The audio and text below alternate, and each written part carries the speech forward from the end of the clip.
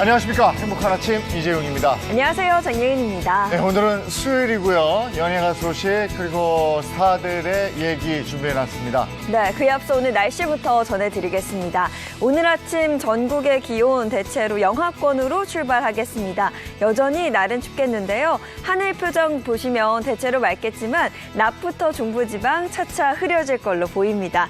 오늘 밤부터 내일 아침까지 경기 동부와 강원 영서에는 1에서 최고 3cm의 눈이 내릴 것으로 보이고요. 이 쌓인 눈이 얼어붙으면서 도로가 미끄러울 수도 있으니까 이 보행자 안전과 교통안전 각별히 유의하셔야겠습니다. 이어서 오늘 자세한 기온 살펴보시면요. 오늘 아침 최저기온 영하 10도에서 영상 2도, 한낮 최고기온은 5도에서 13도 선 예상됩니다. 낮부터는 비교적 온화한 남서풍이 불어들면서 어제보다 1도에서 3도가량 기온이 오를 것으로 보입니다. 12월 9일 수요일 행복한 아침 지금 시작합니다.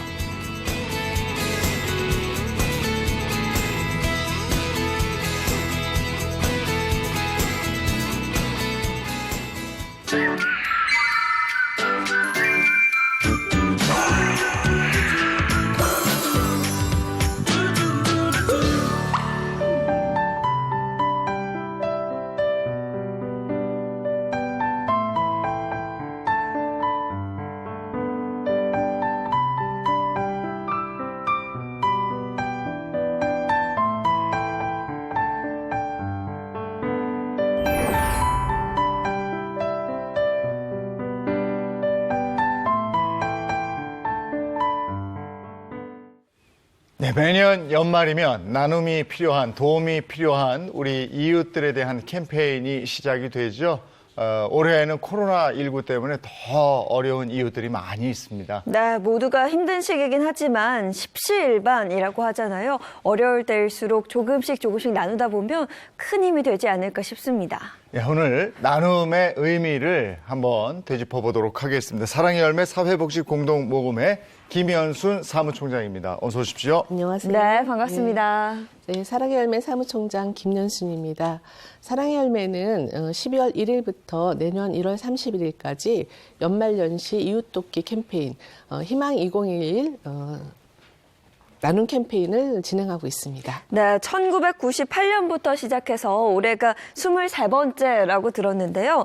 이게 매년 목표 금액을 정하고 기부 금액에 따라서 온도가 올라가는데 아직 시작한 지 얼마 안 되긴 했습니다만 지금까지 온도는 몇 도 정도 올라갔나요? 네, 어제까지 확인된 온도는 6.7도입니다. 네, 이 온도는 어제 진행된 상황이고요. 네. 오늘 오전 10시가 지나면 조금은 더 올라갈 거라고 생각합니다. 연말연시 특히 코로나19로 인해 어려움에 처한 우리 이웃들에게 따뜻한 도움이 필요할 때인데요. 이번에도 사랑의 열매 캠페인이 시작되면서 기부천사들의 희망 나눔이 시작되었습니다. 네, 연말연시가 되면 기부천사들의 소식이 훈훈하게 만들잖아요. 네. 올해도 기부천사들이 등장을 했죠. 네, 그렇습니다. 올해도 사랑의 열매 캠페인 시작이 되면서 각계각층에서 기부에 동참해 주셨는데요. 최근에 배우 김나훈 님이 1억 원을 기부해 주시면서 사랑의 열매 고액 기부자 모임인 아너소사이어티 클럽의 회원이 되셨습니다. 이렇게 많은 스타들뿐만 아니라 10년 이상 꾸준히 기부해 주시는 분들 덕분에 연말연시가 더욱 따뜻하게 느껴지는 상황입니다. 네. 그래서 오늘은 기부천사, 이런 기부천사를 주제로 이야기를 나눠볼까 합니다. 천사라는 주제로 얘기를 나눠요? 그 의미가 더 궁금하네요. 네, 그렇습니다. 사랑의 열매는 그동안 수많은 기부천사들의 사랑의 손길로 따뜻한 사회를 만들어 왔는데요. 그래서 이 시간에 천사, 즉 숫자 천사의 의미를 짚어보면서 하나하나 이야기를 나눠볼까 합니다. 네. 이번에 그 첫 번째 1의 숫자의 의미는 무엇일까요? 천사 1, 0, 04 이렇게 되니까 네. 1은 하나니까 하나의 기적. 하나의 기적. 네. 저는 1이니까 뭔가 하나가 첫 만든 번째 의미가 있지 않을까? 네, 첫 네. 번째 나눔? 뭐 이런 거? 네, 첫 번째 일의 의미는 일도라는 의미입니다. 아. 사랑의 온도 탄압은 나눔 목표의 금액에 따라서 1도씩 올라가고 있는데요. 나눔 목표액의 1%가 기부될 때마다 1도씩 올라가는 겁니다. 네. 그래서 올해 캠페인은 62일간 진행되고 나눔 목표액 총액은 3,500억입니다. 35억 원이 기부될 때마다 1도씩 올라가는 겁니다. 예.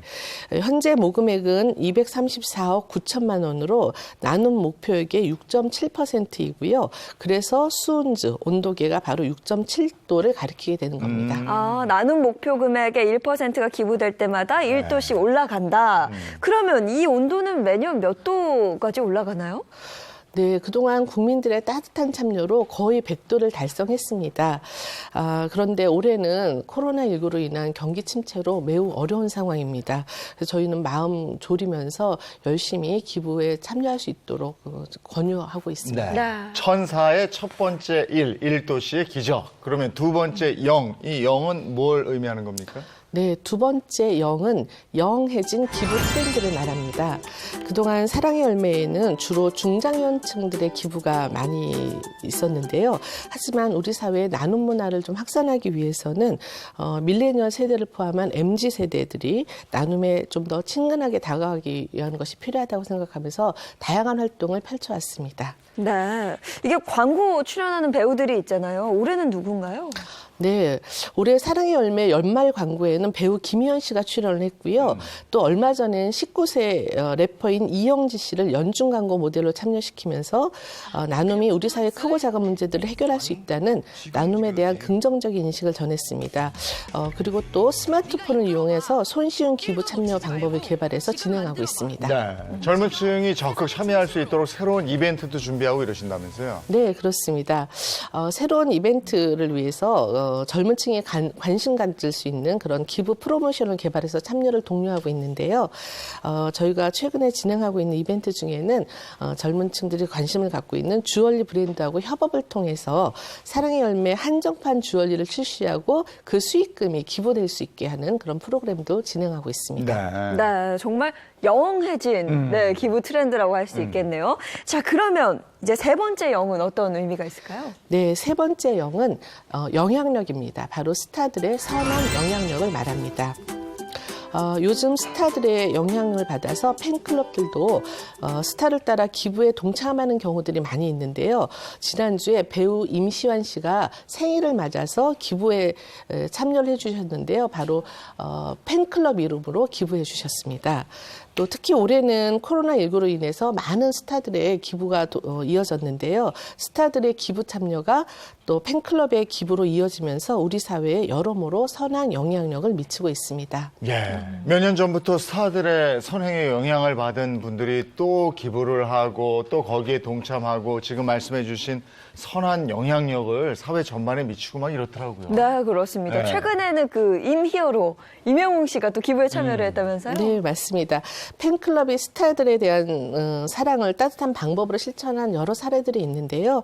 그중에서 이명웅 씨가 기부를 했는데 팬클럽, 그 임히어로 서포터즈가 그 스타의 영향을 받아서 임영웅 씨의 고향 포천에 있는 다자녀 가구들 그리고 한부모 가구들의 자녀들을 위해서 그분 한부모 가정에 임대보증금을 지원해달라면서 사랑의 열매에 기부를 해주셨습니다. 또한 가수 박효신 씨도 코로나19 관련해서 기부를 하자 박효신 씨의 팬클럽에서도 함께 기부를 했습니다. 이런 사례들을 통해서 스타들의 선한 영향력을 저희가 체감할 수 있었습니다. 옛날에는 그 좋은 일을 할 때 몰래 숨어서 남들한테 알리지 말고 이렇게 은근히 하는 게 미덕이다 네. 이랬는데 요즘엔 그게 아닌 것 같아요. 선한 일을 하면 기부를 하고 이러면 좀 알려서 네, 네. 다른 사람들도 그런 선한 영향력을 좀 받게끔 그렇게 하는 게 좋을 것 같습니다. 자, 이제 천사에서 4, 나머지 4의 의미는 어떤 겁니까? 네, 마지막 4의 의미는 4대 나눔 목표를 말합니다. 여러분께서 기부해 주신 소중한 기부금은 복지 사각지대에 놓인 어려운 이웃들을 위해 사용하게 됩니다. 올해는 코로나19로 인해 새로운 어려움이 많이 발생하게 되었는데요. 사랑의 열매는 이런 위기 상황을 해결하기 위해 복지 현장에 있는 여러 전문가들과 함께 고민하고 연구했습니다. 그래서 코로나19 상황에 교육, 돌봄, 건강, 일자리 같은 다양한 분야에 도움을 드리기 위해서 나눔의 4대 목표를 설정해서 지원하고자 합니다. 네. 우리가 기부를 하면 그 기부금이 어디에 쓰이고 어떤 이웃에게 전달이 되나 이것도 궁금했는데 올해는 코로나19로 어려운 환경에 처한 그런 분들에게도 이게 지급이 된다면서요? 네, 그렇습니다. 좀 전에 말씀드렸던 것처럼 나눔의 4대 목표 중에 첫 번째가 바로 코로나19 위기 상황에 대한 대응입니다. 코로나로 인해 어려움에 처한 위기 가정에 생활 지원 그리고 돌봄 공백에 대한 지원을 과 더불어서 새롭게 나타나는 여러 가지 어려운 문제들을 적극 대응하면서 지원하려고 합니다. 또 두 번째는 사회 안전망의 강화입니다. 복지 사각지대에 있는 이웃들에게 긴급 생계 지원은 물론 의료비 지원 대상을 확대해서 우리 사회의 양극화 해소를 위한 사회 안전망을 강화하는 일들을 하고자 합니다. 그러니까 그 사회 안전망은 물론이고 돌봄에 공백이 생기는 곳에 이게 지원을 하게 된다 이런 말씀이시죠? 네, 그렇습니다. 예. 그리고 세 번째는 사회적 돌봄에 대한 지원입니다. 장애인, 노인, 그리고 경제적 어려움에 처한 1인 가구 노인 등 사회적 약자를 위한 지원에 지역사회가 함께 돌봄을 실천하고자 합니다. 그리고 마지막으로 네 번째는 자립 역량의 강화입니다. 한부모 같은 도움이 필요한 절실히 필요한 많은 분들에게 취업 교육 그리고 창업 교육 같은 것들을 지원을 하고요. 교육 격차를 완화해서 자립 역량을 강화하는 사업을 전개할 예정입니다. 네, 그러면 가장 중요한 게 나도 무언가 나누고 싶다 하시는 분들이 이 기부를 어떻게 해야 되는지 방법을 또 모르실 수 있잖아요. 그래서 요즘 같은 비대면 시대에는 기부 방법 또한 달라졌다고 합니다. 네. 어떤 방법인지 화면으로 함께 하시죠.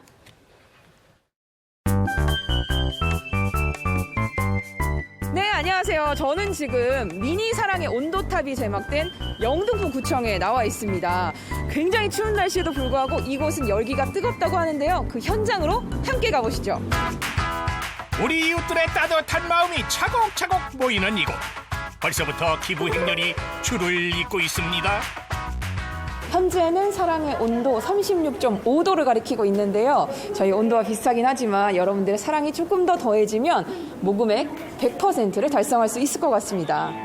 그런데 말입니다. 모금함 앞에서 스마트폰만 반지작 하시는 분이 있는가 하면 사진만 찍는 분도 있는데요. 안녕하세요. 안녕하세요. 네, 여기가 기부하는 곳인데 사진만 찍으시더라고요. 인증샷 남기시는 거예요? 아니에요. 요즘에 비접촉으로 기부하는 거 트렌드인 거 모르세요?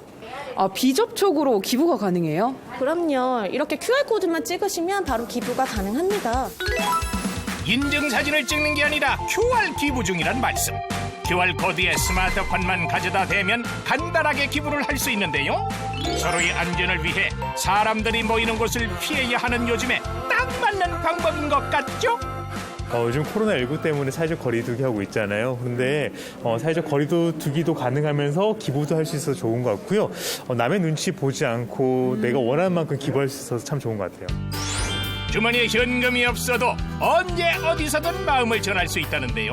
그 방법도 아주 쉽답니다. 그 포털 어플을 통해서 네. QR코드를 인식하신 다음에 공동모금회가 연결이 되거든요. 네. 그래서 일시 기부하기를 누르시고 간단한 개인 인증을 통해서 뭐 핸드폰이나 신용카드, 무통장 입금으로 기부가 가능합니다. 굉장히 손쉽게 되네요. 저도 그러면 같이 한번. QR 기부의 장점은 또 있답니다. 스캔만 하시고 네. 이제 이동하시면서 기부가 진행이 그러면 가능하시거든요. 이렇게 움직이면서도 이렇게 되는 거죠? 네. 그럼 요즘에 안전하게 코로나19니까 거리두기 하면서 이렇게 기부할 수 있을 것 같아요. 저는 먼저 가볼게요. 이렇게 하면서 기부도 되는. 모금은 내년 2021년 2월 15일까지 진행됩니다. 모금된 성금은 필요한 저소득 주민에게 연중 지원됩니다.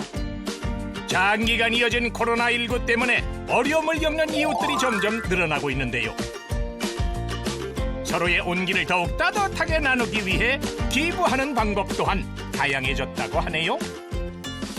올해는요, 이렇게 QR 기부도 되고 전화 기부도 되고 문자 기부, 기존에 하던 이체 방식 현금 기부도 모두 가능합니다. 이렇게 다양해진 만큼 여러분들의 사랑으로 우리 목표 금액 100도까지 꼭 올려주시길 바랄게요. 여러분들 주인공이 돼주십시오. 희망의 씨앗을 싹 틔울 수 있게 나눔의 힘을 보여주세요. 네, QR코드 기본은 쉽고 간단하고 또 재미있어서 젊은 층이 많이 이용할 수 있을 것 같습니다. 그 외에 기부할 수 있는 방법은 어떤 게 있습니까? 네, 있습니다. ARS 전화 060-700-1212로 전화하시면 한 건당 3,000원이 기부가 되고요. 문자 기부도 있습니다. 샵 9004, 다시 말씀드릴게요. 샵 9004로 문자를 보내주시면 건당 2,000원이 기부가 됩니다. 이 밖에도 다양한 기부 방법은요. 사랑의 열매 홈페이지 게시판 통해서 확인하실 수 있습니다. 네, 총장님 마지막으로 전할 메시지가 있으면 좀 하시죠. 네. 네, 올해는 코로나19 상황에서 모금 활동이 더욱 어렵습니다. 하지만 이 추운 겨울에 위기 상황에 처한 우리 이웃들은 더욱더 어렵고 춥습니다.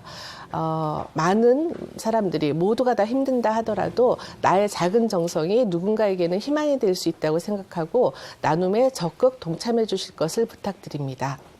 네, 오늘은 사랑의 열매 김현순 사무총장과 함께했습니다. 고맙습니다. 네, 고맙습니다. 아까 선한 영향력 얘기했잖아요. 아무래도 그 연예인들이 이렇게 네. 선한 영향력에 아주 큰 영향을 끼칠 수가 있을 것 같아요. 네, 맞습니다. 네. 스타가 참여를 하면 아까도 화면 보셨다시피 팬클럽이나 팬들이 네. 동시에 함께 참여를 하거든요. 이런 분들이 더 많이 좀 늘어났으면 좋겠습니다. 네. 자, 이번에는 스타들의 궁금한 이야기를 여러분과 함께 나누도록 하겠습니다. 본격적인 얘기에 앞서서 배우 김우빈 씨에게 반가운 소식이 있다, 이런 얘기예요. 네, 2017년 갑작스럽게 비인두암 투병 사실을 알린 배우 김우빈 씨가 있죠. 이 김우빈 씨 같은 경우에는 참 많은 시청자분들이 영화, 드라마로 다시 얼굴을 보고 싶다라고 입을 모으는 분위기도 한데요. 굉장히 반가운 소식이 준비되어 있습니다. 김우빈 씨가 건강을 회복했다라는 소식입니다. 네, 제가 그 시청자 중에 한 사람이었거든요. 팬의 입장에서 이 4년이라는 기다림이 굉장히 긴 시간이었는데 건강해진 모습으로 돌아왔잖아요. 최근의 모습은 좀 어떤가요? 최근에 SNS를 개설을 했어요. 많은 팬들이 정말 반가우셨을 텐데 이 SNS를 통해서 팬들과 소통하면서 글도 올렸는데 요즘에 영화 촬영하느라 밤낮이 바뀌었다. 한 일주일에 4, 5일은 촬영하고 나머지는 체력 관리하고 사람들 만나고 있다 이렇게 얘기를 했는데 요즘 찍고 있는 영화 최동훈 감독의 외계인이죠.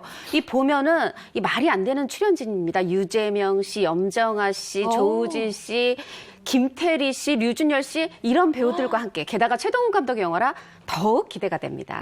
네, 그리고 김우빈 씨 같은 경우에는요, SNS를 통해서 작년 팬미팅이 참 좋았다라는 얘기를 했어요. 그러면서 빨리 팬들을 만나고 싶다라는 얘기를 했는데 팬들을 향한 이 그리움이 굉장히 큰 것 같아요. 팬들과 함께하는 시간을 만들고 싶다라고 얘기했는데 이 치료를 하는데 가장 큰 원동력이 된 게 아마 팬사랑이 아닐까라는 생각을 해봅니다. 네, 지금 배우 김우빈 씨처럼 이렇게 몸이 아파서 한동안 휴식기를 가지고 다시 팬들의 품으로 돌아온 그런 연예인 스타들이 있죠. 네, 있습니다. 그래서 준비한 오늘의 주제는요. 죽음의 문턱에서 살아 돌아온 스타들입니다. 네, 죽음의 문턱에서 살아 돌아온 스타들 누가 있을까? 오늘 얘기를 네. 나눠보도록 하겠습니다. 첫 번째 스타 누굽니까? 자, 첫 번째 스타 힌트를 좀 드리도록 할게요. 이분은요, 고 황정순 씨, 김지미 씨에 이어서 세 번째로 한국 영화 명예의 전당에 입성한 분입니다. 1956년 데뷔해서 76년까지 20년 동안 약 200편의 한국 영화에 출연하면서 어린 왕비부터 그리고 또 억척스러운 어머니 역할까지 다양한 역할을 했었는데요. 특이하게도 학교를 다니면서 데뷔를 했다고 합니다. 1956년에 데뷔를 했는데 네. 학교를 다니고 있었다. 네. 그게 대학교 아닌가요? 대학교. 아역이에요? 대학교일지 아역일지 네. 예전에 같은 경우는 뭐 저희 초등학교, 중학교 데뷔하는 경우도 많았는데 과연 어떤 학교였는지 힌트로 나갑니다. 바로 학사모 1호 여배우라고 합니다. 대학이네, 그러면. 그러네요. 대학교죠. 네. 학사모 1호 여배우가 된 이유가 있을까요? 이분이 한 매체와의 인터뷰에서 한 이야기인데요.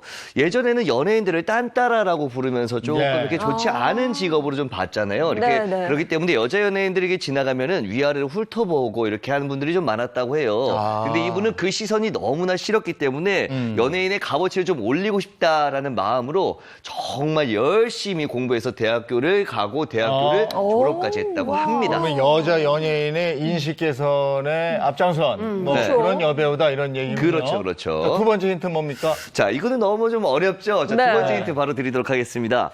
두 번째 힌트, 모두를 깜짝 놀라게 했던 이분의 결혼식 관련 얘기인데요. 이분의 결혼식을 두고 이렇게 회자가 되고 있어요. 자, 세기의 결혼식. 세기의 결혼식? 그럼 뭐 결혼식을 엄청나게 하셨다는 말이네요. 그렇죠. 아니, 지금 뭐 두 분 정도는 지금 학상호 1호 여배우와 세기의 결혼식으로 이걸 맞추기가 쉽지 않거든요. 자, 이분이 결혼을 올렸을 때가 1960년대 중반이라고 합니다. 그 당시에 결혼식 자체가 사실 굉장한 이벤트였다고 하고요. 결혼식 장소가 지금도 많이 결혼식을 하고 있는 W 호텔이라고 합니다. 근데 호텔 예식을 했다 그래서 그게 세기의 결혼식은 아니잖아요. 그렇게 해서 세기라고 하기엔 조금 많이 약하죠. 근데 제가 조그만큼 힌트 더 드리면 사실 W 호텔이라고 하셨잖아요. 이게 2000년대만 해도 뭐 한가인 연정훈 씨, 김남주 그 부부, 이제 김승우 씨 이렇게 결혼하다 보니까 아니 그냥 2000년대에 거기서 결혼해도 이게 떠들썩했어요. 근데 생각해보세요. 이게 지금 1960년대라고 했거든요. 60년대에 거기서 결혼을 했다. 그리고 그때 제가 힌트를 좀 더 드리면 인산이네. 하객수가 말도 못해요. 우리 홍정선 기자님이 조금 많이 감을 잡으신 것 같아요. 누군지 아시는 것 같은데 그때 하객이 무려 3,400명입니다. 전하죠. 이제 좀 세기의 느낌이 좀 올라오죠. 3,400명? 그렇죠. 그리고 그 당시에 결혼을 할 때는 보통 전통 혼례식을 하는 게 좀 보편화적이었었는데 결혼식을 했고요. 그리고 드레스를 입었어요. 고 앙드레김 디자이너의 드레스를 입었기 때문에 이렇게 세기의 결혼식이 될 수 있었습니다. 그러니까 결혼식 문화까지 유행을 뭔가 만드신 분이네요. 그렇죠. 여기서 문화를 또 한 가지 만들었습니다. 우리 또 예인 MC 얼마 전에 결혼했잖아요. 결혼할 때 우리 뭐 하나 던져주잖아요. 뭐죠? 부케. 그렇죠. 부케를 이분이 만드신 거예요.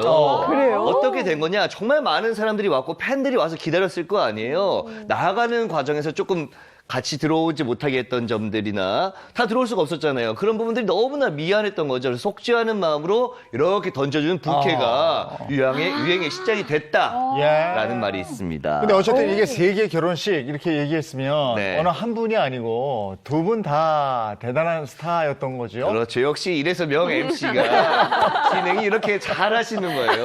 한 분을 했다면 세기까지는 아니었을 거예요. 그냥 뭐 화제가 되는 결혼식이었다 할 건데 이분의 남편도 굉장한 힌트입니다. 제가 힌트로 드릴게요. 뉴스타 넘버 1입니다. 넘버 1. 예. 한국의 아랑드롱.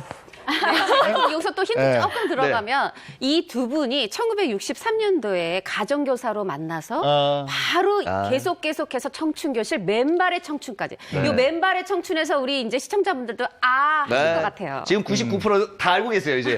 자, 정답이 바로 하나 가죠. 전설의 배우 엄앵란 씨입니다. 엄앵란 씨가 정답이었는데 근데 어디가 그렇게 아프셨던 거예요? 네, 엄앵란 씨는 지난 2015년도였죠. 한 건강 프로그램에서 유방암 초기 판정을 받았는데요. 그때 신경 영상으로 준비했습니다. 함께 보시죠. 촬영을 시행한 결과 우측 유방 8시 방향에 이상병변이 포착됐습니다. 조직검사 결과가 암으로 밝혀졌습니다. 딱 발표하는데 엄앵란이가 유방암이 걸렸다는 거야. 그러니까 나는 웃음밖에 안 나와. 어머, 나도 유방암 걸릴 수가 있나? 이제 뭐 이렇게 나이도 많으면 안 걸린다는데. 그러더니 마음이 착 가라앉아. 그럼 지금 건강 상태는 어떠신 거예요? 지금 건강 상태 좋으세요. 다행히. 지금 뭐 우리가 흔히 5년 지나면은 어느 정도 완치란 건 없지만 그 뒤에 이제 꾸준하게 이제 건강 검진하면서 확인하면서 해 나가는 거잖아요. 현재까지 아무 소식 없으시고 사실 제가 작년에는 조금 거동이 어려우시다. 이런 얘기를 좀 가족분한테 들었었어요. 그래서 텔레비전 안 나오시나 걱정했는데 올해 들어서는 뭐 4월에도 6월에도 또 최근에도 이렇게 방송에 모습을 드러내서 이 신성일 씨가 11월 4일에 돌아가셨잖아요. 이 이제 주기마다 추모 시기마다 남편을 추억하는 이런 프로그램 하고 계셔서 이제 정말 많이 회복하셨구나 눈으로 확인해서 아주 보기 좋습니다. 네, 아니 근데 방송에서 암 얘기를 딱 들으셨을 때 얼마나 놀라셨을까요? 또 다행히 지금은 괜찮으시다고 하니까 그럼 좀 극복할 수 있었던 건강의 원동력 뭐였을까요? 있겠죠. 건강 회복 원동력 바로 합가입니다. 합가. 아, 신성일 씨하고 합가. 그렇죠. 합가가 뭐냐? 아니 두 사람 뭐 1960년대 결혼인데 뭘 합가? 원래 같이 산 거 아니야? 엄앵란 씨가 이렇게 얘기했어요. 우리 결혼하고 나서 사실 서로 따로따로 산 게 30년 넘어 40년 가까이 39년을 그렇게 싱글 라이프를 즐겼다. 근데 내가 암이 걸렸다고 그랬더니 이 신성일 씨가 살아생전에 신성일 씨가 집으로 들어오더라. 이렇게 얘기를 하셨습니다. 네, 듣기로는 고 신성일 씨가 돌아온 이후에 정말 극진히 보살펴 주셨다면서요. 맞습니다. 뭐 어느 정도냐 하면 신성일 씨가 그동안 못했던 거를 내가 다 지금 갚아야 되겠다 이런 마음이었던 것 같아요. 뭐냐면 건강은 누가 챙겨주는 거 아니고 내가 챙겨야 되는데 이 사람이 좀 소홀했던 것 같다. 근데 내가 보니까 해줄 게 없더라. 그래서 뭘 해주셨냐. 일단 병원에서 휠체어 밀고 다니셨고요. 진찰 뭐 진료 보러 다닐 때마다 아주 꼼꼼히 일일이 쫓아다니면서 보호자 노릇 제대로 하셨답니다. 그런데 그 이후에 신성일 씨도 폐암으로 투병하는 사실이 알려지고 그랬잖아요. 네, 아까 얘기해 주신 것처럼 사실 굉장히 오랜 시간 별거를 하셨던 두 분이잖아요. 그래서 두 사람이 나중에 이 결혼 생활을 끝마칠 쯤에 이런 이야기를 하십니다. 엄앵란 씨가 우리는 서로의 희노애락을 다 본 동지가 됐다라는 이런 굉장히 의미심장한 이야기를 한 건데 엄앵란 씨가 이렇게 이야기를 합니다. 우리는 동지다. 죽을 때까지 내가 먹여 살릴 거다, 이 남편을. 내 남편은 VVIP 이 병실에서 대우받고 갔으면 좋겠고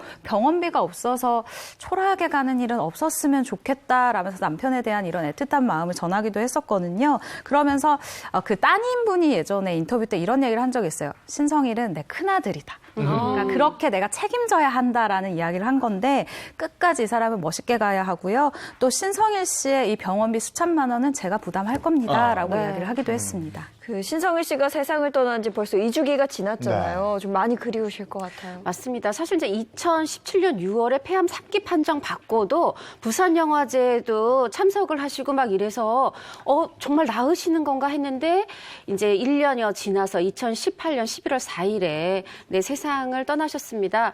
근데 지금 그 유해가 어디 있냐면 경북 영천에 신성일 씨가 직접 집도 짓고 이 정원에 모래 하나까지 다 챙긴 그 영북 영천에 마당 그 잔디밭에 돌무덤으로 유해가 안장돼 있어요. 그래서 지금 이 엄앵란 씨 그리울 때마다 그 신성일 가라고 불리는 경북 영천을 가시는데 지금 이 가족들이 이런 결정을 하셨어요. 경북 영천에 이 신성일 가와 주변의 부동산을 다 이제 기부를 했어요. 왜 그러냐면 여기를 본인 생전에 꿈이었던 신성일 기념관으로 꾸며달라. 어떻게 보면 가족은 영원하지 못할 수 있지만 이게 이제 어떤 기념관으로 꾸며주면 후대들이 꾸며갈 수 있잖아요. 네. 이 엄앵란 씨가 마지막까지 신성일 씨 아껴주신다 싶습니다. 네, 그러니까 그 남편을 생각하는 그 애틋한 마음이 좀 느껴지는 것 같습니다. 엄앵란 씨 얘기 나눠봤고요. 다음 스타는 누굽니까? 자, 두 번째 스타입니다. 이분을 잊게 한 노래가 있는데요. 이 노래가 원래 이분의 타이틀곡이 아니었다고 합니다. 안동 애양가요 모음집의 수록곡 중에 하나였는데요. 발매 후 3개월 뒤에 고속도로 음반 판매소에 출시가 되면서 입소문이 나기 시작합니다. 그러면서 인기를 끌면서 200만 장이 팔렸다고 해요. 정말 대단한 판매고죠. 네. 이렇게 노래가 히트한 이후에 안동에 이것이 세워졌다라고 하는데 힌트 아닙니다. 뭘까요? 노래 박물관? 노래 박물관? 노래 박물관? 박물관? 네. 노래비. 비슷합니다. 노래비. 박물관과 비슷한 노래비였습니다. 어디에? 안동. 많은 분들 지금 대한민국의 한 70%, 80% 분들은 알고 계실 거예요. 하지만 모르시는 분들이 젊은 있으니까. 안동의 출신의 가수는 아는데 영탁 씨. 많은 분들이 알고 계시겠지만 모르시는 분들을 위해서 우리가 조금만 더 오늘 첫 이야기를 번째 힌트 나눠볼게요. 아주 좋았네. 그러니까 안동에서 뭔가 확 스쳐 지나가긴 안동 했어요. 애양가요고요. 네네네네. 근데 노래비가 세워질 정도면 정말 엄청난 인기를 누렸다고 하잖아요. 정말 엄청나죠. 이 길보드 차트 4대 천왕에 등극을 했는데요. 길보드 차트가 뭐냐 하면은 한 해 메들리 음반 100만 장 이상을 판매한 가수에게 주는 상인데 200만 장 이상 기록을 했습니다. 네, 길보드 차트. 길보드 차트. 네, 그러면 4대 천왕이 누구누구였어요? 자, 4대 천왕 일단 이분이 있고요. 네. 그리고 김용임 씨, 김영란 씨, 신웅 씨 이렇게 네 분이 4대 천왕이라고 합니다. 뭐 이제 뭐 다 이제 한 90% 정도 아실 거고요. 10% 정도가 조금 헷갈리실 것 같아요. 네. 이분이 자. 이제 얼마나 노래가 인기 많았냐면 노래방 인기 순위, 노래방 가면 부른 노래들이 있잖아요. 인기 순위에서 정말 1위를 계속해서 최장기로 기록할 정도로 인기가 있고요. 이게 아무래도 좀 늦은 나이에 네. 이렇게 좀 히트가 되면서 이런 말이 붙었습니다. 인생 역주행의 신화. 그래요. 이제 93% 오셨죠? 화가네, 화가. 네, 두 번째 힌트 볼까요? 두 번째 힌트 들으시면은 보다 헷갈릴 수 있어요. 그런가요? 네. 다시 한번 힌트 드릴게요. 네. 이분이 이렇게 불리고 있어요. 유재석 씨의 부캐 이름을 지어줬기 때문에 요런 힌트와 함께 불리고 있다. 뭘까요? 근데 이거 모른 척 해야 되나요? 네. 개그맨 아직 유재석 모르시는 분들 씨가 위해서. 부캐가 굉장히 많아요. 그쵸, 그래서 그쵸. 어떤 부캐인지를 좀 알려주셔야 될 것 맞아요. 같은데. 부캐가 굉장히 많아요. 지금 제가 뭐 기억나는 것만 해도 뭐 대여섯 개가 되는데 그 중에 하나. 이제 뭐 정확한 이름을 지금 말씀드리기보다 중국 음식 중에 하나였고요. 말씀드린 거랑 똑같은 건가요? 네. 육류와 해산물을 이렇게 채를 쳐가지고 만든 그런 음식이 있었잖아요. 고급 음식으로 이름을 지어 주셨습니다. 간짜장. 네. 유산슬이죠, 유산슬. 그렇죠. 네. 두 번째 힌트 바로 유산슬의 아버지입니다. 이제 거의 다 왔습니다. 이건 뭐, 네. 예, 안동의 노래비의 유산슬의 아버지. 세 번째 힌트 네, 갑시다. 그냥 바로 네. 일단 뭐 그래도 혹시 헷갈리는데 네. 하시는 분들을 위해서 마지막 힌트 드릴게요. 네. 이분의 러브 스토리에 관련된 힌트인데요. 사랑의 최고의 가치로 여겨서 사랑하는 사람에게 온 정성을 다하는 사람을 이렇게 부른답니다. 새 신분 뭐죠? 정답. 네. 사랑꾼. 그렇죠. 사랑꾼입니다. 마지막 힌트. 늦깎이 사랑꾼 다 왔습니다. 네.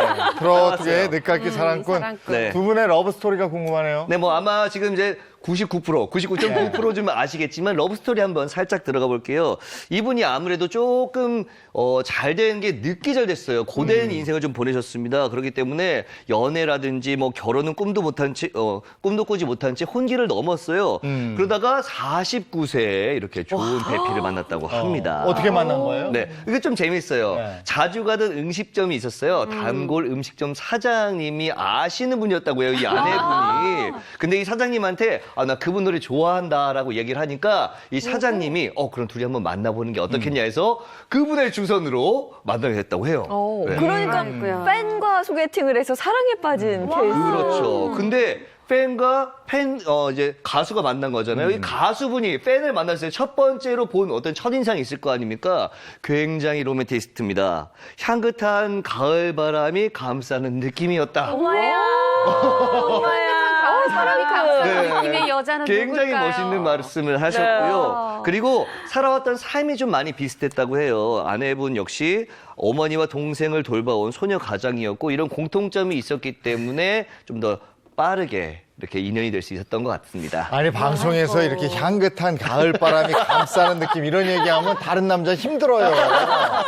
자제해야 돼 이런 얘기. 지금 오늘 남편분들한테 지금 전화하시거나 문자 네. 보내십니다. 네. 여보 나 처음 만났을 때 첫인상이 어땠어? 네. 이거 답들 잘 하셔야 되는데. 저희 아내도 오늘만큼은 안 봤으면 좋겠다는 생각이 자 드네요. 이름 네, 두자 딱 바로 얘기하자. 할까요? 하나 둘 아십니까? 하나 둘 셋 진성. 네, 그렇죠. 트로트계의 BTS 진성이었습니다.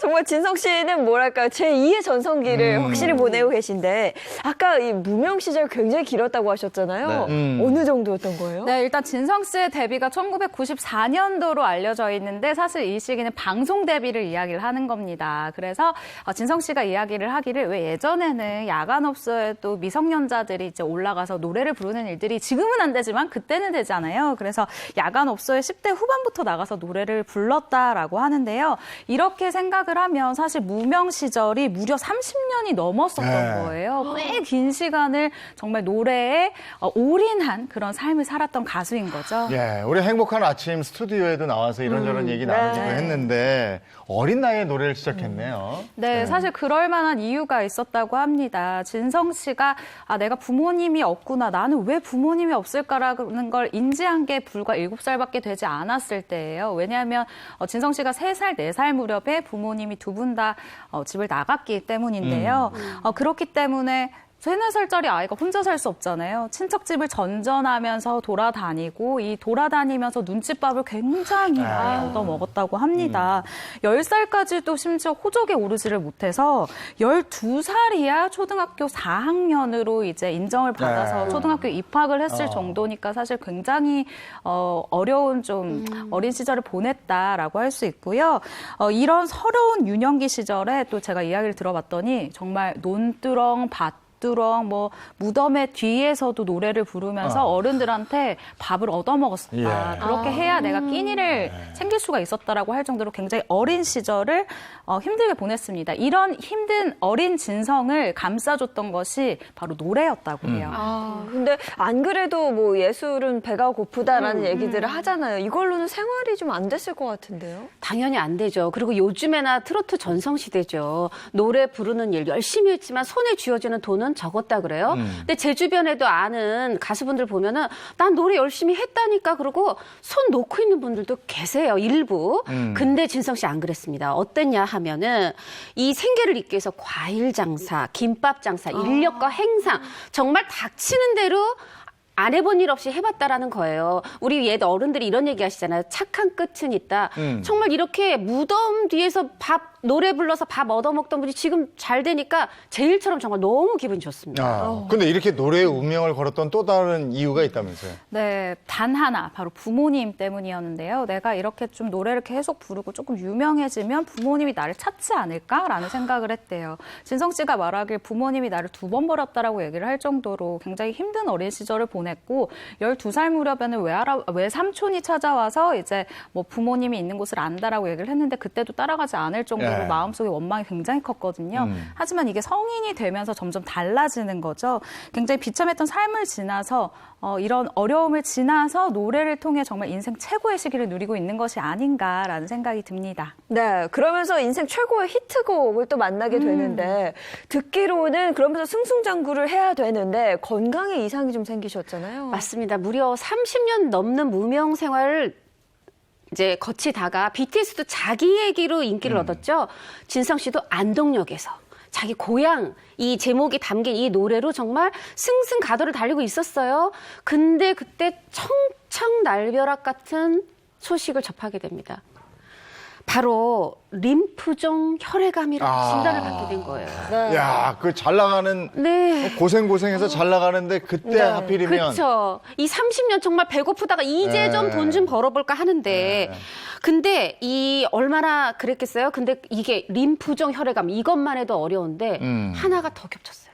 심장 판막증 진단까지 또 함께 받게 됩니다. 그러니까 심장 판막증까지 동시에 이제 판정을 받은 거잖아요. 치료는 어떻게 하셨어요? 근데 이게 사실 뭐 병이 2개라 어렵다 이것도 있지만 이 심장 판막증이 이 림프종 혈액암을 치료하는데 이게 어떤 어려움을 또 가중시켰어요. 뭐냐면 이 초기에 항암제라든가 이런 방사선 치료해야 되는데 심장 판막증으로 인해서 항암제를 투여할 수가 없었다고 하네요.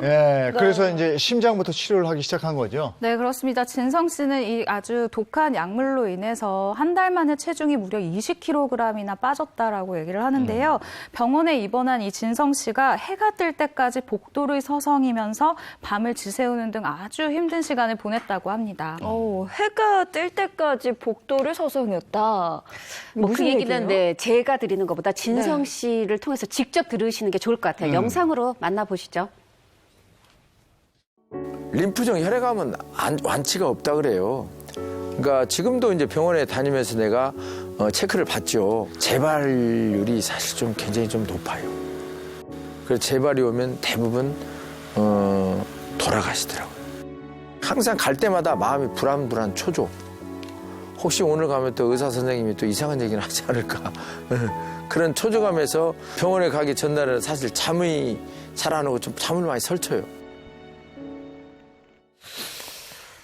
진성 씨 얘기를 들어봤는데 뭐 지금은 건강하신 거죠? 네, 지금은 그래도 뭐 큰 문제 없이요. 굉장히 방송 활동도 왕성하게 하고 있고요. 요즘 트로트 프로그램들이 굉장히 인기잖아요. 이 프로그램들에서 뭐 레전드 심사위원으로 등장을 하면서 굉장히 잘 지내고 계십니다. 네, 그래서 저희가 앞서도 당시에 뭐 복도를 서성이고 잠도 못 주무셨다 이런 얘기를 드렸는데요. 그때 얘기도 한번 들어보겠습니다. 사실 밤잠을 못 잤어요. 왜냐? 죽을까 봐. 잠들어 버리면 영원히 그냥 못 깨어나고 죽어버릴까 봐 제가 사실 잠을 못 이뤘습니다. 그 까만 밤을 정말 밤새껏 그냥 뜬 눈으로 새우고 아침에 잠깐 그 쪽잠을 이렇게 자고 그랬었어요. 아니 정말 고생하다가 네. 이제 좀 될만한데 저런 암 판정 받고 뭐 심장도 이상하다 그러고 본인이 얼마나 위축되고 속상했겠습니까? 그렇죠. 네. 굉장히 힘든 시기를 네. 지나서 그래도 다행히 지금은 괜찮아지셨다는 얘기인데요. 그러면 지금 또 한번 짚어봐야죠. 건강을 회복할 수 있었던 원동력은 뭐였을까요? 원동력이 있습니다. 바로 짠! 자, 미숙인의 농원입니다. 이 덕분에 건강을 회복했다고 합니다. 아, 그 방송에서 나왔던 그 농원? 네. 미숙이의 정체도 알려주셔야 될 것 같은데. 이쪽에서 우리 네, 기자들이. 미숙이 진성 씨 부인 이름이에요. 네. 저는 이제 우리 프로그램에서 이렇게 극복했다 이게 아니라 극복한 원동력을 소개해드려서 너무 좋은데 미숙인의 농원 아내 이름을 따서 이 이제 이름을 지은 거죠. 농원에다가 여기서도 벌써 이 늦가기 사랑꾼의 면모가 드러납니다. 네. 아니 진짜 그 사랑꾼의 면모가 드러나는데 다른 남자들은 참 힘들어. 네? 이런 식이면 힘들어요. 바로 이 진성 씨 건강 회복의 원동력. 이 미숙인의 농원이 그렇다고 막 몇만 평 이런 것도 아니에요. 네. 750평. 여기서 산마늘, 머위, 쑥갓, 적근대, 시금치, 적상수 이런 한 40여 가지의 이런 작물들을 손수 키워서 이걸로 뭐 또 장도 직접 담그고 이렇게 해서 아내분이 이렇게 남편분을 극진히 간호를 했던 거죠. 무엇보다 아내분의 이 노력 중에 저는 이게 감동적이더라고요.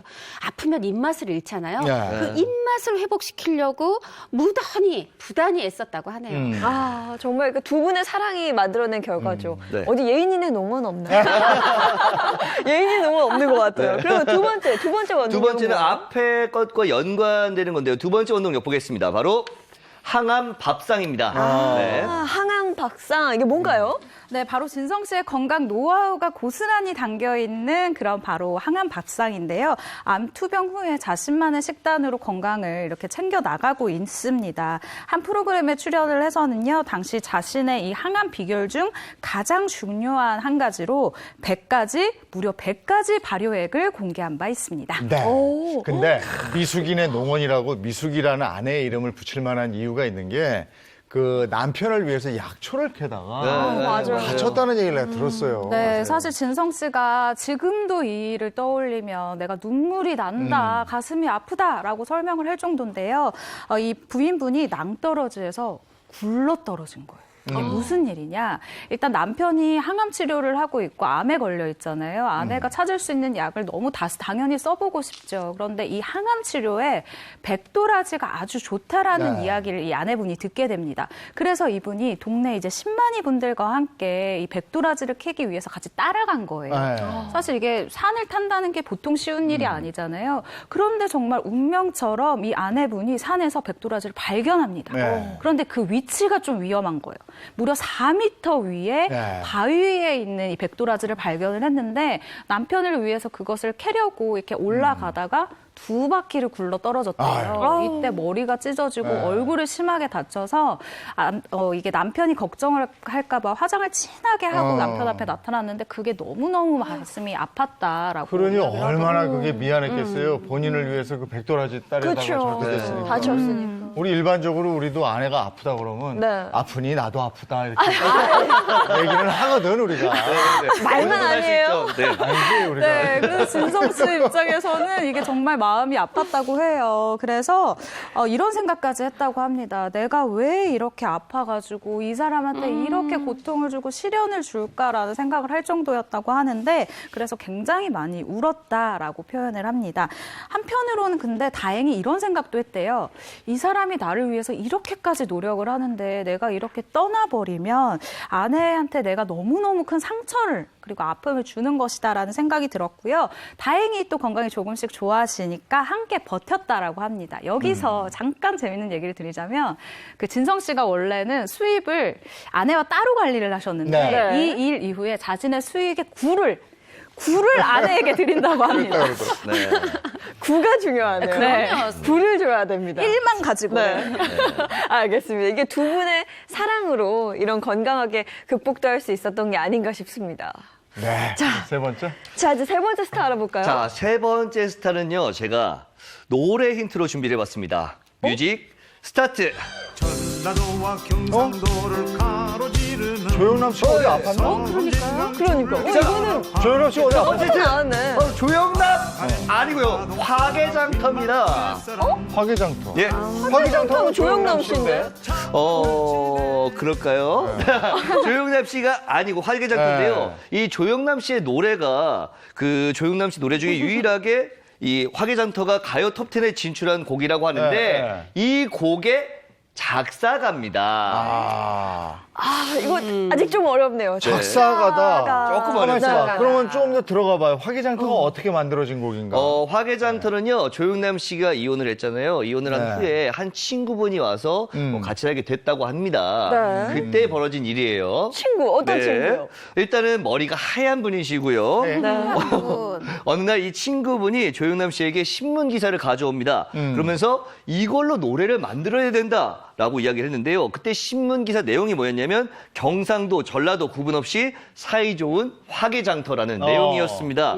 그래서 이것을 가사로 써서 조영남 씨한테 권했는데 조영남 씨 어땠을까요? 단방에 거절했다고 합니다. 거절을 했어요? 왜요? 왜 거절하셨죠? 거절했던 이유가 있었습니다. 바로 좀 재밌어요. 건전한 노래여서.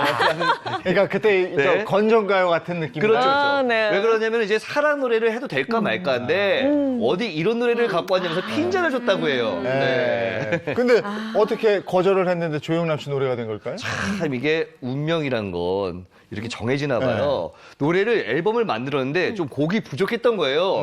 그래서 조영남 씨 입장에서는 어쩔 수 없이 한 곡을 넣은 게 이제 화개장터인데 그래요? 그게 탑 10에 올라간 거죠. 네. 어쩔 수 없이 넣은 곡이 히트곡이 된 건데. 유일하게 그렇죠. 유일하게. 근데 히트곡이 되면 이 저작권료가 또 만만치 않거든요. 저작권료가 만만치 않아야 했는데 아쉽게도 전혀 없다고 합니다. 이 당시에는 저작권에 대한 어떤 개념이 좀 없었다고 해요. 네. 그래요. 머리가 하얀 분이고 네. 조영남 씨의 친구다. 네. 이게 무슨 산신령도 아니고. 일단 글은 잘 쓰시는 분이. 글을 잘 쓰시는 것 같고요. 네. 일단 머리가 하얀 분들 중에 조영남 씨와 좀 나이가 연배가 비슷한. 비슷하고. 그저 박상규 씨 옛날에. 근데 아니. 박상규 씨는 한참 나이가 더 그럼. 자, 그러면 그럼 좀 알고. 헷갈리시니까 그분도 작사, 작곡 두 번째 잘하시겠죠. 힌트 드리도록 할게요. 이분과 부인이 처음 만난 장소가 있는데요. 거기서 호감을 보이면서 프로포즈를 했다고 합니다. 두 번째 힌트 바로 라디오 DJ입니다. DJ와 네. 청취자를 이어준 게 아니라 네. DJ끼리 저희가? 사랑했네요. 네. 이종환의 밤의 디스코. 목소리 너무 비슷하시네요. 예전에 그거 있었는데. 네. 과연 근데 누굴까요? 하얗지는 않으셨는데. 자, 뭘까요? 일단은 지금 화개장터를 쓰신 작사가고 라디오 DJ를 하셨던 분인데 이렇게만 드리면 조금 헷갈리니까 제가 아내분에 대한 힌트를 좀 드려보도록 할게요. 이 아내분과 이분이 이제 동시간대에 라디오 진행을 했었는데 어느 날 이분이 진행하는 라디오에 이제 초청을 하게 된 거죠. 그때 보통 초대가 되면 연예인이 뭐 질문할 수 있지만 사적인 건 잘 안 물어보거든요. 그런데 남자친구가 있냐, 몇 살이냐, 뭐 이렇게 다양한 개인적인 어떤 그런 질문들을 한 거예요. 그리고 이후에 전화번호를 물어봤고 전화를 걸어서 다짜고짜 이렇게 말을 합니다. 이용권만 얘기했죠. 네. 나한테 시집 오는 거 어때요? 이것만 얘기할게요. 나한테 시집을 오세요. 야. 아니, 이거 좀 심한데요. 아니, 같이 라디오, 방송국에서 라디오 진행하는데 상대분을 내 프로그램에 초청한 것부터 벌써 조금 의심이 있다 싶었는데 어떻게 처음부터 시집 결혼 얘기? 그러니까요. 참 만나서. 대단한 분이죠. 그 예전에는 그 어떤 방송사의 라디오 스튜디오가 맺어지는 곳이라고 소문이 나기도 했죠. 그렇다면 이분의 어떤 사랑의 역할도 꽤 노래. 컸을 것 같은데 궁금하고. 교제를 시작을 하고 결혼설이 보도가 됐습니다. 그리고 만난 지 4개월 만에 결혼했어요. 4개월. 그 부인이 궁금해요. 부인 궁금하시죠? 이 부인분 특유의 우아함을 가지고 계시고요. 고급스러운 분위기로 일명 왕비 전문 배우로 불리는 탑 여배우입니다. 왕비 정문 하면은 전인아 씨. 전인아 네. 씨도. 최신아 씨도. 그렇죠. 네, 왕비 많이. 네. 전인아 씨면 유동근 씨잖아. 유동근 씨 작사하셨나요? 유동근 씨의 머리가 하얀지를 또 한번 생각해 보셔야 라디오 돼요. 기재를 하셨나? 자, 아닌데. 네, 어려운가요? 요 마지막 힌트를 하나 더 드려볼게요. 자, 세 번째 힌트는요. 이 두 분을 이어준 분, 그러니까 이 두 분의 사랑이 좀 잘 커질 수 있도록 도와준 분이 있는데요. 이분의 부인과 드라마 사랑은 없다에 출연을 하면서 30년 가까운 우정을 이어가고 있는 분입니다. 이분 같은 경우에는 이제 연애 시절에 데이트를 할 거 아니에요. 데이트할 네. 때 뭐 같이 나와서 뭐 도와주기도 하고 그랬다고 해요. 그러면 셋이서 데이트를 했다는 거네요. 그렇죠. 오늘 감 좋아요. 세 번째 문제입니다. 2+1입니다. 2+1? 네. 사랑은 없다 드라마의 주인공이다. 주인공. 그러면 데이트를 함께 한 분이 누군지가 또 중요하네요. 얘 2는 아실 것 같잖아요. 네. 이제 1이 중요한데 1에 대한 힌트 바로 드릴게요. 굉장히 쉽습니다. 컴퓨터 미인. 컴퓨터 미는 딱 한 명이에요. 황신혜 씨 아니에요? 그렇죠. 그렇죠. 그럼 황신혜 씨 남편이 황신혜 씨하고 친한 분. 절친이신 분입니다. 아실 것 황신혜 같아요? 씨와 절친인 게다가 지적인 이미지의 왕비 이분이 전문. 명성황후 역할 하셨었죠. 네. 아하. 누굴까요? 그분이 누구죠? 여성 우리 아내분.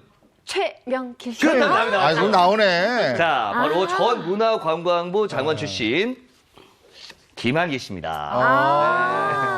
그렇군요. 아니, 우리는 오늘 살아 돌아온 스타라고 그랬는데 저분이 정치인 아니에요? 알았어요. 네. 근황은 어떤가? 요즘 근황 한번 알고 싶네요. 근데 사실 이제 오늘 살아 돌아온 네. 스타라고 했잖아요. 네. 이분 정말 그렇죠. 왜냐면 이제 소설가 하시다가 정치인 하시고 어머나 최명길 씨랑 결혼해 네. 이것까지도 놀라웠는데 정말 김한길 씨가 알린 최고의 충격적 뉴스는 바로 이거였습니다. 뭐냐 하면 2017년 10월에 폐암 그것도 사기 그것도 다른 장기까지 암세포가 전이됐다. 와, 이 뉴스 들었을 때 정말 충격적이었고 어머, 정말 이제 곧 가시나?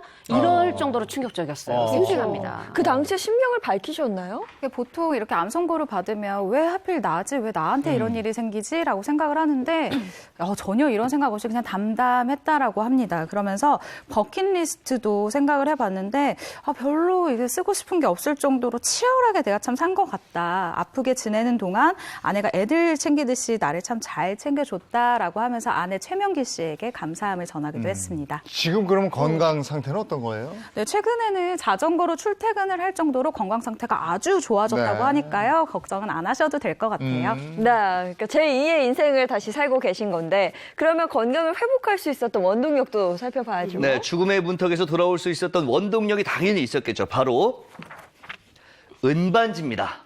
은반지?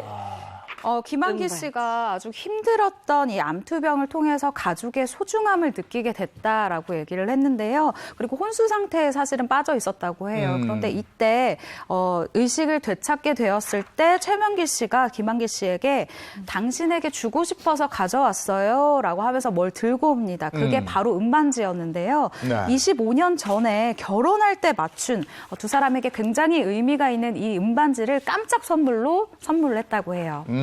두 번째 프로포즈를 한 셈이잖아요. 은반지를 가지고 왔다는 거. 사실 네. 결혼하고 나면 남자분들 결혼 반지 어디 있는지도 모르잖아요. 하도 이제 슬쩍슬쩍 하루씩 빼다가 이제 어디 있는지도 모르는데 이거를 아내가 병상에 누워 있는 나한테 가져온 거예요. 김한글 씨도 이 소설가 예술가다 보니까 감성도 풍부해서 감명받아서 눈물이 날 뻔했다는 거예요. 그래서 그 뒤부터는 절대 빼지 않고 몸에 지니고 다니신다고 내 건강 회복하는데 이 병마를 이겨내는데 이 은반지가 큰 역할했다. 그렇게 얘기하면서 최명길 씨가 어머 내가 생각했던 것보다 더 좋아해서 최명길 씨도 아주 행복했답니다. 네. 근데 의식이 없는 그 기간이 어느 정도였어요? 네, 의식이 없었던 기간. 이 얘기도 본인한테 한번 직접 영상으로 들어보실까요? 중환자실에서 3주 있었어. 의식이 이렇게 깜빡깜빡 들어오고 막 입에도 인공호흡기 이렇게 꽂고 있고 하니까 얼마나 내 모양이 흉측했겠어요. 그리고 또 이 중환자실에 누워 있다가 정신이 드니까 몸의 근육이 다 없어져서 고개도 이렇게 똑바로 못 들었어요. 네, 네, 정말 폐암 힘든 사학이라는 시기였죠. 인생의 큰 고비를 넘긴 네. 김한길 씨, 앞으로 행복하시길 바라겠습니다. 오늘 죽음의 문턱을 넘어 다시 돌아온 스타들의 얘기를 나눠봤습니다. 고맙습니다. 고맙습니다. 네, 고맙습니다.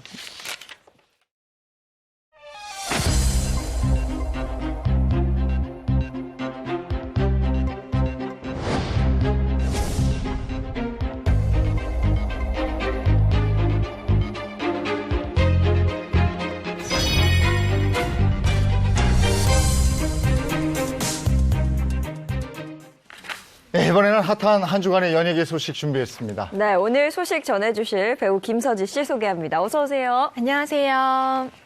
자, 한 주간의 연예 소식 뭐부터 전해드릴까요? 네, 그 앞서 오늘 이야기 나눴던 분들이 이 투병해서 극복한 분들, 또 투병을 극복하고 힘든 시간을 보냈던 그런 분들 소개해드렸습니다. 그런데 배우 박정수 씨도 최근에 한 프로그램에서 얘기를 했어요. 사실 저 갑상선이 없어요. 또 그게 한번 크게 많은 분들 놀라게 했죠. 갑상선 암 수술을 받으신 거네요? 네, 맞습니다. 한 방송을 통해서요. 처음에는 3개의 결절이었는데 나중에는 이 결절이 5개가 됐다라고 합니다. 그런데 박정수 씨가 또 워낙 바쁘셨잖아요. 그래서 바쁘니까 그냥 놔뒀는데 어떻게 하루아침에 목소리가 나오지 않더라 라면서 충격 고백을 했습니다. 야, 그럴 땐 더 이상 미루면 안 되는데. 네, 그렇습니다. 예. 그래서 박정수 씨도 더 이상 미루면 안 되겠다는 생각에 병원에 가서 조직 검사를 받았다고 합니다. 그런데 결과가 전부 다 암이었다고 해요.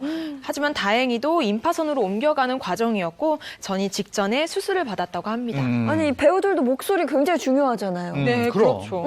네, 수술했을 때 목소리가 1년 정도 나오지 않았다고 해요. 그때 박정수 씨는 이제 끝인가 보다라는 생각을 했다고 합니다. 박정수 씨 하면 우아한 어머니상 이렇게 돼 있는 분인데 이 연기할 때 굉장히 힘들었겠는데요. 목소리가 안 나오면. 네, 사실 앞에서 살짝 말씀을 해주셨지만 이 배우들 같은 경우에는 이 목소리가 제2의 얼굴이다라고 네. 얘기를 할 정도로 굉장히 그 정체성에도 큰 영향을 미쳐요. 그런데 이 연기자가 연기를 할 때 목소리로 또 표현해내는 게 굉장히 많다라는 뜻이잖아요.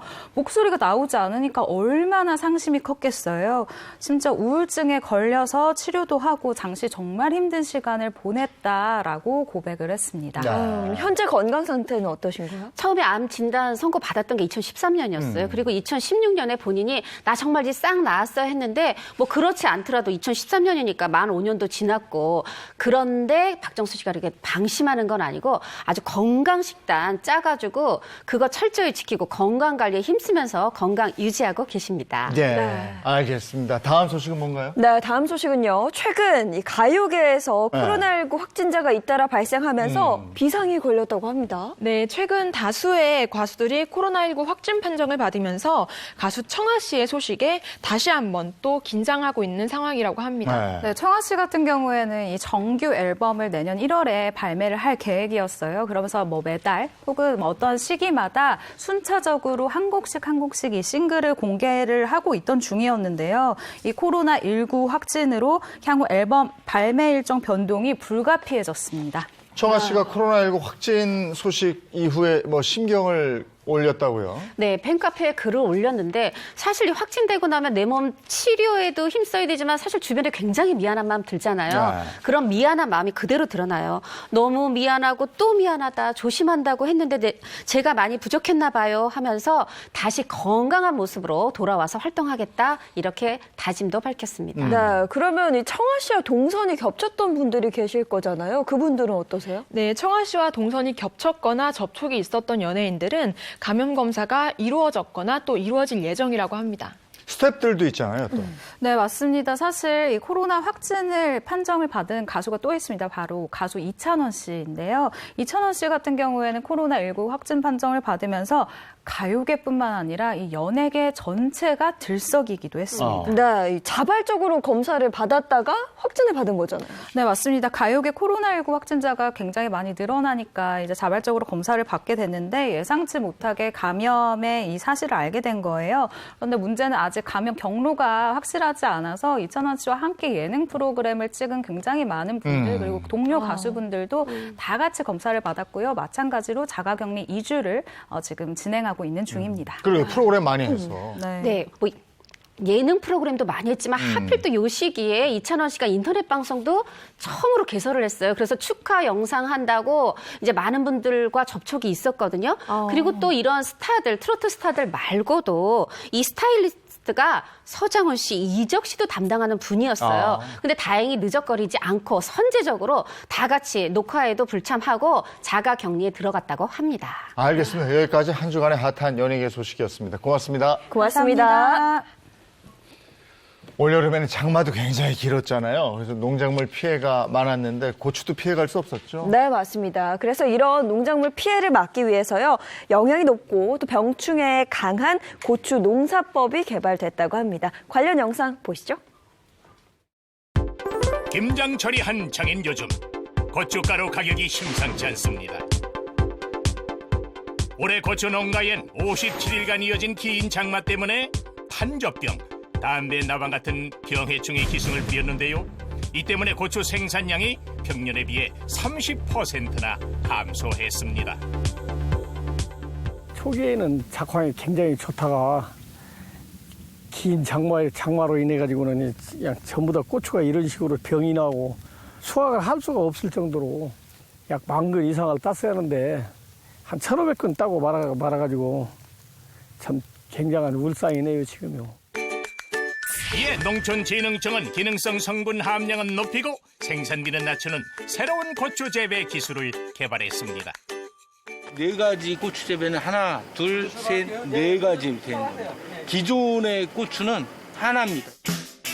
고추를 기존의 한 줄기가 아닌 4줄기로 재배해 수확량을 늘리는 방식인데요. 이 기술을 이용하면 기존 재배법보다 수량을 한 주당 45%, 면적당 23%까지 늘릴 수 있습니다.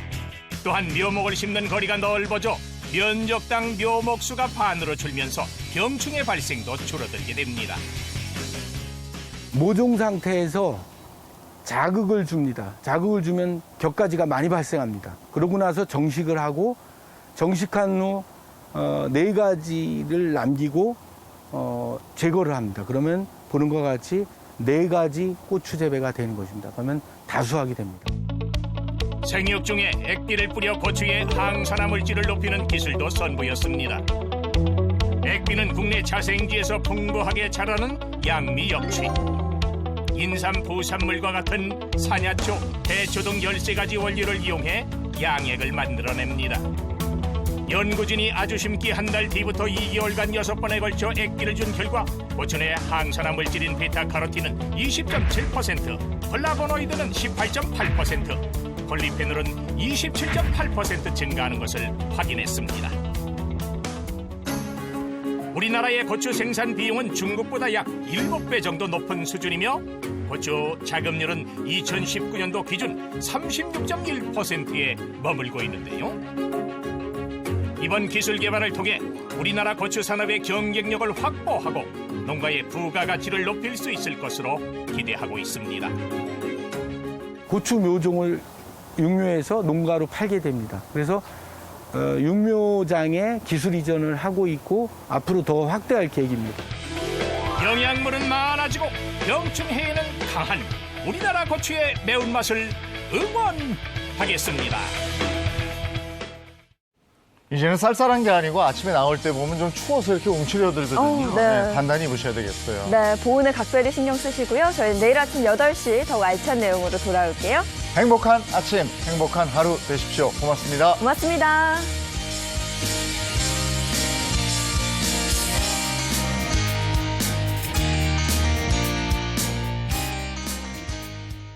채널 A